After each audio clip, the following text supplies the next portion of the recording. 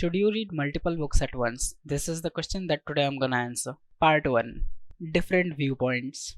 There are basically two types of people. One who will strictly say to you read one book at a time, and two who will say to you read two or more books at a given time. Now most people fall under the first category because they think that focusing all their attention on the first book is very important, and that is why they just read one book at a time. But I'll give you two reasons why to read two books at a time. Number one, speed. If you read two books together, you will complete them faster. You might feel that completing two books at the same time might be slow, or you might feel that you are very slow at reading them. Even if you feel like you are slow, or even if you feel like you will be slow when you read two books at a time, the fact is if you read two books at a time, your speed will be faster than if you read one book at a time. And the reason is, if you absolutely don't love that single book, then your attention will be diverted, and so your reading time of the first book will be longer than the actual time needed to read that first book. But when you keep two books at a time, you can switch between them and hence maintain the same speed. And point number two,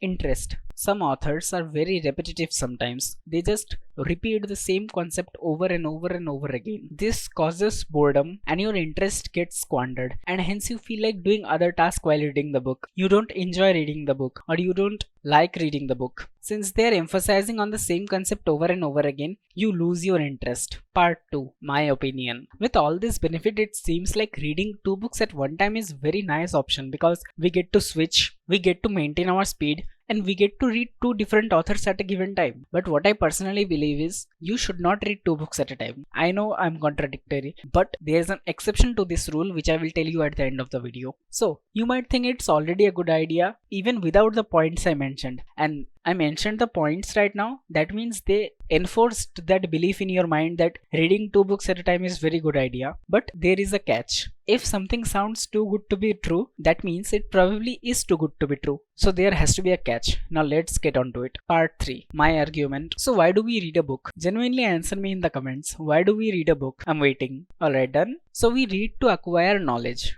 Yeah, I know, very complicated. So my first argument is as follows. Our brains can't comprehend facts alone. We need stories to understand the facts. If I were to give you all the details of a single book in just one page, you wouldn't apply the actions, you wouldn't understand the concept, and you wouldn't just get any value out of that page. But that page is the entire summary of the book in a practical way, yet you won't get any value out of it. That means we need stories to understand. We need explanations. And if you study more than two books at once, or even two books at once, you will mix up different stories. Now don't get me wrong, linking concepts is very important, but you will mix up different concepts from different books in such a way that you don't even understand what the concept is, and you will just think that this concept applies to this, that applies to that, which will be wrong. That means you will be trying to process too much of data at one given moment, which will lead to failure. Second argument, you will have problem regarding taking notes. Now assuming you read properly and take notes throughout the book to understand the concept better,